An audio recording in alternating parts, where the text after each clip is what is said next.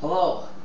I am creating this video so that people can have a better understanding of the differences between martial arts such as Kali and Eskrima and Silat, which are all very similar, if not, may I be so bold as to say the same thing, as opposed to other martial arts such as karate and jiu-jitsu, things of that nature.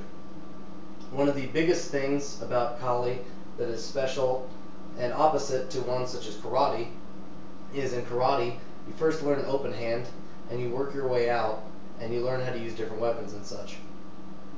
In Kali, etc., you do it a different way in which you're learning the throwing weapons, you're learning the long weapons, and eventually you land right down to what a lot of people are learning today, your fighting sticks.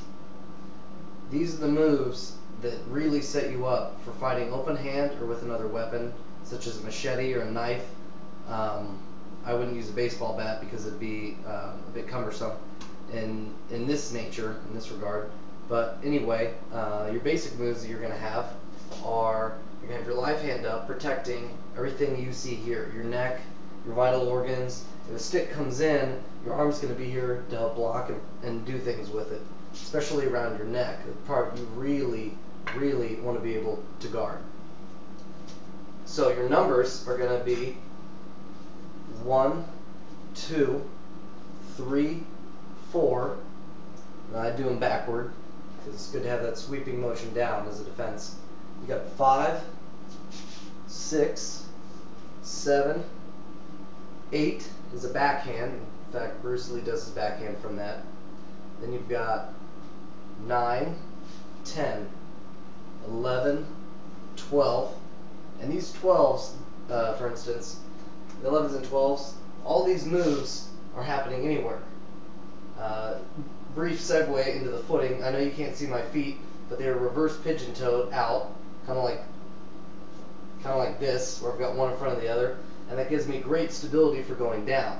So a number 1 isn't always going to be hitting him in the head. A number 1 could hit him anywhere. I could hit him down here. It doesn't matter. Number 8 could be backhanding his face, or if I'm farther away, backhanding his hand. The 1s, all of them.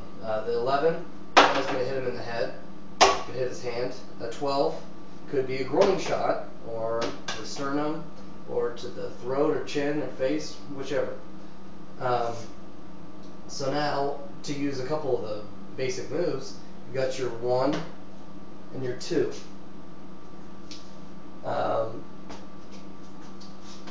To show how you could use this on him, in an alleyway I won't necessarily have a Kali stick, which is rattan, by the way, not bamboo.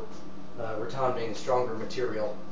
I may have no weapon at all, nothing. I'm not ready for when this gentleman comes up wanting my wallet. I may have to act very quickly if he goes to bring a hand to me. Most people are right-handed, so I'll just demonstrate using his right hand. My 1 would be a defensive move, be stopping his arm from coming up, and then 2 would be an instant strike, grabbing his head. And that could be striking his head or pulling it in for a knee.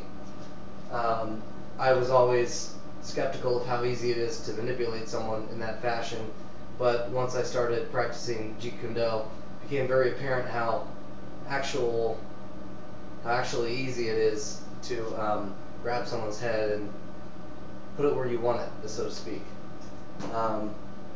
Another way this stick theory works out is if I've got a knife, the moves are going to be the exact same, basically.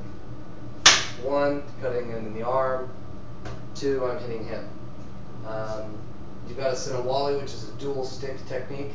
You learn it with the sticks, but you can do it without the sticks. So if he comes in, I can cut his hand, grab his hand, and cut him. All in that motion, just this. So that'll give you an idea. Another thing is if I'm going to do something like a arm destruction, this is going to work really well with another point I'd like to hit home, which is these Indonesian and Filipino martial arts are very ambidextrous. That's one reason I set my feet up the way I do, or they do. And It's so that when you see you've got a boxer who's going to have his shuffle, one foot pointed out, one out to the side. You've got karate and other things, even Jeet Kune Do, where you've got your stance that, or you're lining up this way, southpaw, depending on how they are. In these Filipino and Indonesian martial arts, it doesn't matter. The whole point is to get the job done. So I've got my feet in a very casual way, and I'm facing him, which is great. So I've got all my weapons, all my force, focus, and energy going toward him. So, in more regard to the ambidextrous nature, if he comes up to hit me, I could do what's called a destruction, where I use my knuckles and my hand to sandwich his muscles to crush them. Not necessarily permanent damage. It hurts a lot more than you would think. I know that. And anyway, then you can follow through. So some of the moves, for instance, this is a 1. When you're doing it left-handed, it's a mirrored, so this is also a 1. And then we'll say we've got a 6. So to put these numbers to use, I'm going to do a destruction, 1 and 1. Bring it in, 1 and 1. Pushing him out of the way. Here comes my 6, right to the face. Of course, I could also do a 2 and bring him in there. So with the stick, it's going to be an obvious destruction. I probably wouldn't even need this hand. But to give you an idea, 1, 6. And of course, my favorite is with the knife. Instead of using my knuckles, I'm using the blade of the knife to cut the inside of his bicep. So when he comes in, destroy that, push it out of the way. He can't use it, I don't need it. Number 6, right there. Now to explain all my talk about the ambidextrous nature is, if he comes with this hand, a lot of martial arts would have you practicing preparing for that, because this is a great move to be cutting this muscle. So obviously it'd be great to do it on this side.